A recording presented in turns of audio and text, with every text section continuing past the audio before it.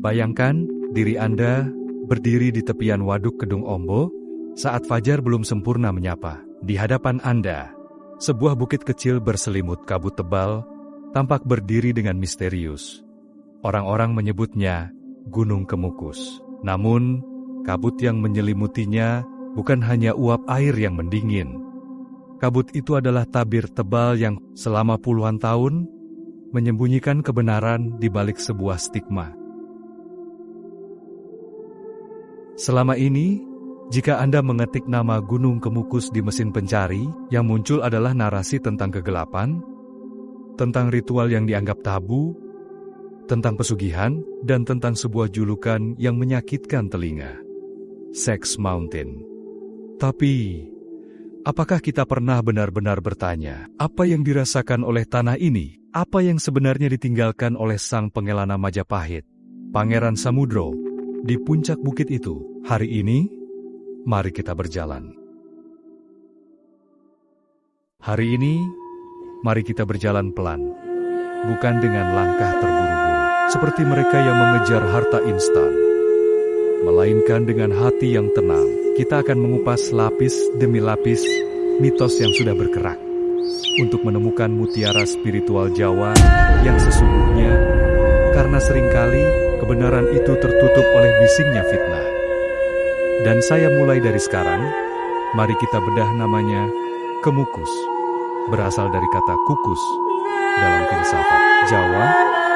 Kukus adalah asap yang membumbung dari perapian. Ia tidak berat, ia ringan. Dan tujuannya hanya satu, pergi ke atas, menuju angkasa. Ini adalah simbol doa manusia.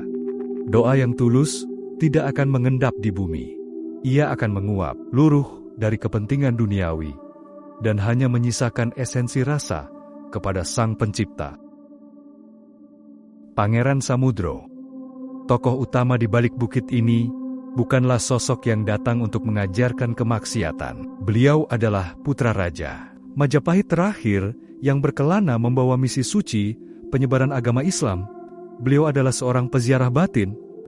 Namun, mengapa tempat peristirahatan seorang ulama justru berubah menjadi pusat ritual yang bertolak belakang? Disinilah tragedi itu bermula. Manusia seringkali gagal memahami bahasa simbol. Ketika seorang guru bicara tentang penyatuan jiwa, murid yang dangkal hanya melihat penyatuan raga. Dan ketika sang pangeran bicara tentang ketenangan di atas bukit, manusia yang serakah justru membangun gubuk-gubuk untuk pemuasan nafsu. Dan bahwa kita tidak menyadari, telah lama kehilangan kemampuan untuk membaca yang tersirat. Kita telah menjadi generasi yang terlalu harfiah. Dalam dunia spiritual Jawa, komunikasi seringkali menggunakan pasemon bahasa kiasan yang butuh ketajaman mata batin untuk memahaminya. Penyatuan yang dimaksud oleh para leluhur adalah cipta, rasa, dan karsa. Bagaimana pikiran yang jernih, perasaan yang halus, dan tekad yang kuat menyatu dalam satu titik pengabdian kepada Gusti.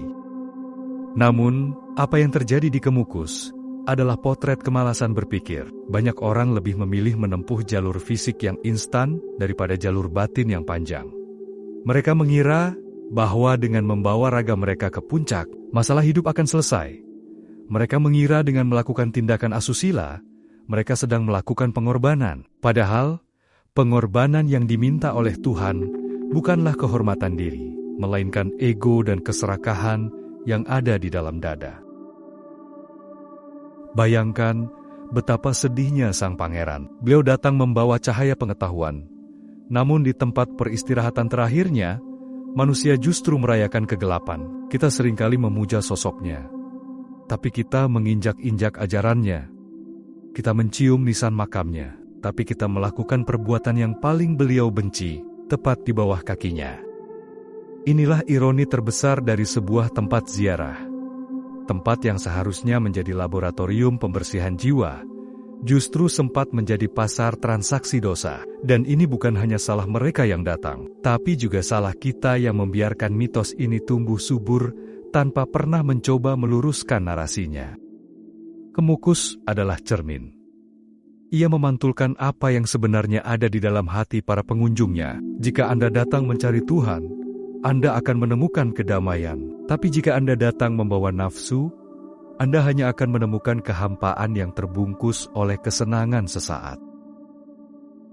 Mari kita bicara tentang apa yang selama ini menjadi rahasia umum.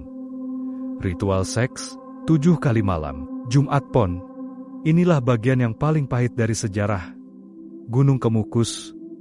Banyak yang percaya, untuk mengubah nasib dari miskin menjadi kaya, mereka harus melakukan tindakan asusila dengan orang yang bukan pasangannya. Sebuah syarat yang mereka klaim sebagai wasiat Pangeran Samudro. Tapi mari kita gunakan logika batin kita. Mana mungkin seorang tokoh suci, seorang keturunan raja yang luhur, meminta pengikutnya untuk menghancurkan martabat mereka sendiri demi kepingan emas? Jawabannya jelas.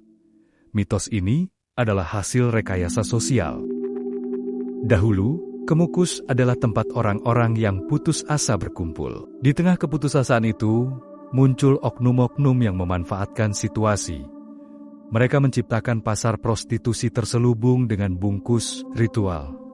Mereka memelihara mitos ini agar perputaran uang di bawah bukit tetap kencang. Ini bukan tentang spiritualitas. Ini adalah eksploitasi kemiskinan dan kebodohan batin. Stigma ini sengaja dirawat, karena bagi sebagian orang, kegelapan adalah ladang uang. Inilah yang harus kita bongkar hari ini. Mari kita jujur pada kenyataan pahit ini. Stigma tidak tumbuh sendirian. Ia dipupuk, disiram, dan dijaga agar tetap hidup. Mengapa? Karena bagi sebagian orang, kesucian tidak menghasilkan uang sebanyak kemaksiatan. Di balik tirai ritual yang dianggap sakral, ada mesin ekonomi yang berputar sangat kencang. Ada penyewaan kamar yang harganya melonjak saat malam Jumat Pon. Ada pedagang yang dagangannya laku karena kerumunan orang yang mencari pelampiasan. Dan ada perantara-perantara yang hidup dari keputusasaan orang lain. Mereka yang diuntungkan secara finansial akan terus membisikkan bahwa ritual itu nyata. Mereka akan memberikan testimoni-testimoni palsu tentang orang-orang yang mendadak kaya setelah melakukan perbuatan nista di sini. Ini bukan lagi soal keyakinan batin.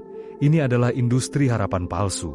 Gunung Kemukus selama puluhan tahun telah dijadikan ladang oleh mereka yang tega menukar nama baik leluhur dengan lembaran rupiah.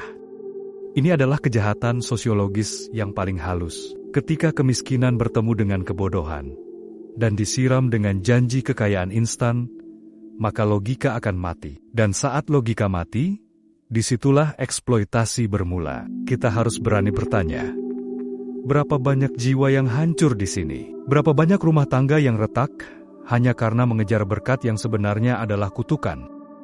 Membongkar Kemukus berarti membongkar kemunafikan kita sendiri. Kita tidak bisa hanya menyalahkan para pengunjung yang datang dari jauh. Kita harus menunjuk langsung pada sistem yang selama ini membiarkan kegelapan ini menjadi daya tarik wisata.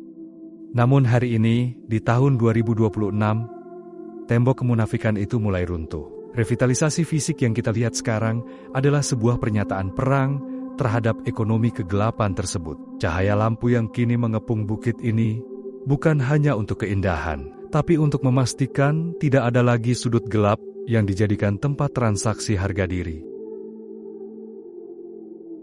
Dan sebelum mencapai puncak, ada satu titik yang tak boleh dilewati begitu saja. Sendang Ontrowulan. Mata air ini dinamai dari Dewi Ontrowulan, ibu tiri yang mengejar Pangeran Samudro, karena rasa hormat dan kasih sayang yang mendalam. Secara spiritual, air sendang ini adalah simbol reresik jati, atau pembersihan jati diri. Ritual yang benar bukan di ranjang-ranjang gelap, melainkan di basuhan air yang jernih ini. Air mengajarkan kita untuk rendah hati, mengalir ke tempat yang paling bawah. Sebelum Anda meminta derajat yang tinggi di puncak bukit, Anda diminta untuk merendah di sendang ini. Luruhkan kesombongan Anda, luruhkan niat-niat kotor Anda. Mandi di sini adalah sebuah sumpah batin, bahwa saya akan kembali menjadi manusia yang jernih. Penyatuan yang sesungguhnya di Kemukus adalah manunggaling kawula Gusti. Menyatunya niat yang tulus dengan perbuatan yang benar. Inilah pesugihan Jawa yang asli. Kekayaan batin yang membuat seseorang merasa cukup, hingga dunia akhirnya mengejarnya. Bukan dia yang mengejar dunia dengan cara yang menghinakan. Tahun 2026 menjadi saksi bahwa Gunung Kemukus sedang mencoba bernapas kembali. Pemerintah telah membangun jembatan, lampu-lampu megah, dan taman-taman yang asri. The New Kemukus hadir untuk menghapus bayang-bayang kelam masa lalu. Namun, apakah bangunan megah ini cukup? Tidak. Bangunan ini hanyalah wadah. Yang harus berubah adalah hati kita yang datang berkunjung. Gunung Kemukus adalah monumen pengingat bahwa iman dan nafsu hanya dibatasi oleh selembar kabut tipis. Kita bisa memilih untuk terjebak dalam kabut syahwat, atau kita bisa memilih menjadi asap doa yang membumbung lurus, ringan, dan sampai keharibaan Tuhan. Untuk itu berhenti datang ke sini membawa syahwat pesugihan. Datanglah membawa kerinduan pada sejarah dan kedamaian. Biarkan Pangeran Samudro beristirahat dengan tenang dalam doa-doa kita yang bening. Karena di atas bukit ini, yang paling berharga bukanlah harta yang Anda bawa pulang, melainkan ketenangan jiwa yang Anda temukan kembali.